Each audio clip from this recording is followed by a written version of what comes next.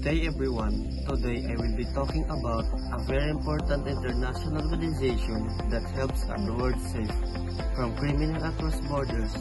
This organization is called International Criminal Police Organization, also known as Interpol. Interpol was founded in 1923 in Vienna, Australia. At that time, crimes such as smuggling and forgery were increasing across countries, and police force realized that they needed to cooperate. The organization started with only 20 countries, but after World War II, in 1946, it was rebuilt in Paris, France.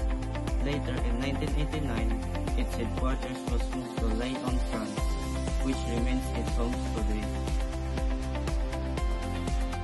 From a small group of countries, Interpol has now grown in the largest international police organization in the world, with 195 members nations.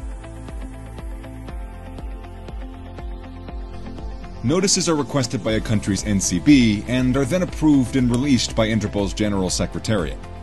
The color notice falls into 6 categories.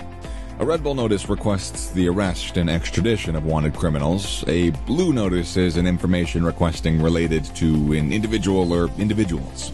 A yellow notice is used to help locate missing persons. And a black notice is a request for information in order to identify a body. A green notice is a warning from one country to other countries about the potential risk of an individual. An orange notice is an alert to all law enforcement agencies about the danger of a bomb or a weapon of destruction. Interpol focuses on many types of crime such as Number 1. Crime terrorism, wherein tracks and share information on terrorist movement. Number 2. Cybercrime, wherein investigate online fraud, hacking, and child exploitation. Number 3. Drug trafficking and organized crime by monitoring smuggling routes and gangs. Number 4. Human trafficking, helping to rescue victims of an identity tracker. Let me give you a few examples of how Interpol helps the world when it comes to global issues. First is human trafficking operation. Interpol has led missions in Africa, Asia, and South America to rescue victims of forced labor and sexual exploitation. In some operations, hundreds of victims were saved and traffickers were arrested. Second, fighting cybercrime.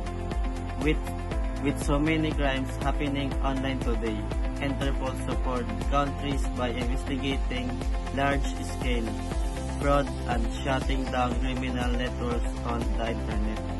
Third, health and safety. During the COVID-19 pandemic, Interpol worked to stop the sale of fake medical products and illegal vaccines. Fourth, terrorism prevention.